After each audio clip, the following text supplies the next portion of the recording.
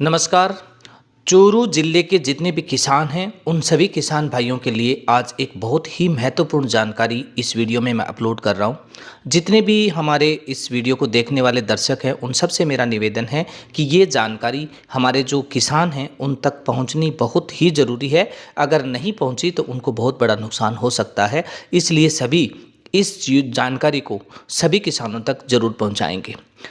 रबी फसल की जो बीमा करवाई थी, जो भी किसान चने की फसल की या रबी की फसल की जो बीमा करवाई थी, उस बीमा पॉलिसी में अभी लगभग पॉलिसियां जो हैं वो रिटर्न आ रही हैं।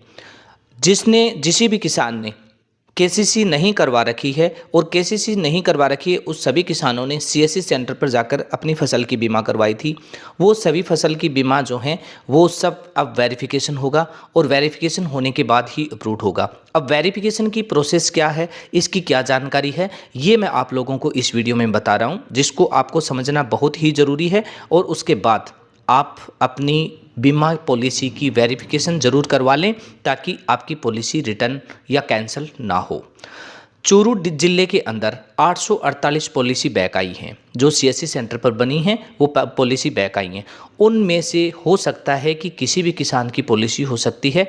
वो किसान जिनकी पॉलिसी बैक आ चुकी है यानी रिटर्न आ चुकी हैं, वो किसान अपने नज़दीकी पंचायत समिति में, यानी एक तहसील के अंदर पंचायत समिति होती है, उस पंचायत समिति के अंदर इसका एक अलग से कैंप लगेगा।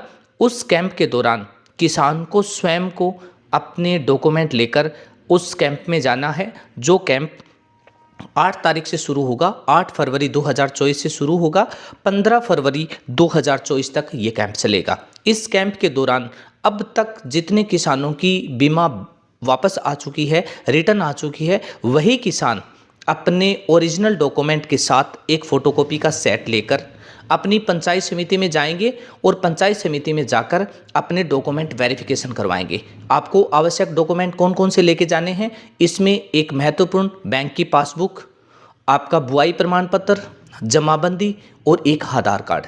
ये 4 डॉक्यूमेंट आपको ओरिजिनल साथ में लेके जाने हैं और एक फ़ोटोकॉपी का सेट आपको साथ में लेके जाना है जो वहाँ पर जांच करने के द्वारा आपसे रखा जाएगा और उस बाकी ओरिजिनल डॉक्यूमेंट आपको वेरिफिकेशन करके वापस देंगे।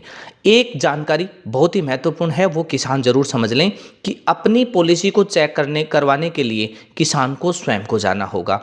वो अपने परिवार में किसी भी व्यक्ति को वहाँ पर ना भेजें।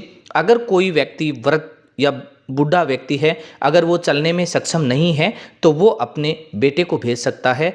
इसके अलावा कोई भी व्यक्ति दूसरा डॉक्यूमेंट वेरिफिकेशन करवाने के लिए नहीं जाएगा।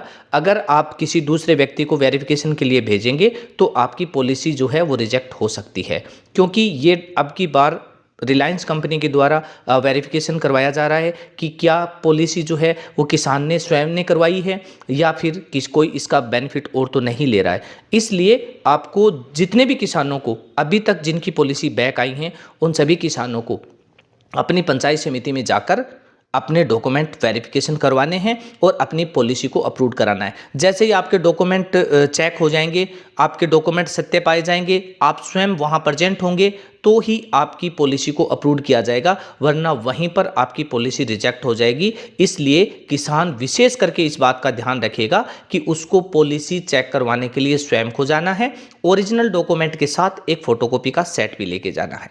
ये प्रक्रिया जो पहली बार जो स्टार्ट हो रही है ये 8 फरवरी से शुरू हो रही है और 15 फरवरी तक चलेगी। जो आप चूरू जिले की जो भी तहसील है उस तहसील के अंदर जो पंचायत समिति है उसी पंचायत समिति के अंदर ये कैंप चलेगा और इस कैंप के दौरान आपको अपनी पॉलिसी चेक करवानी है। मेरा सभी दर्शकों से निवेदन है कि प्लीज़ आप इस जानकारी को ज़्यादा से ज़्यादा किसानों तक पहुँचा दीजिए ताकि हर किसान अपनी पॉलिसी को चेक करवा ले अपने सीएससी सेंटर पे जाके, और अपने डॉक्यूमेंट अगर ऑब्जेक्शन आया हुआ है तो वो अपने डॉक्यूमेंट वेरिफिकेशन करवा ले और अपनी पॉलिसी को चेक करवा ले ताकि उनको किसी भी प्रकार का कोई भी नुकसान ना हो।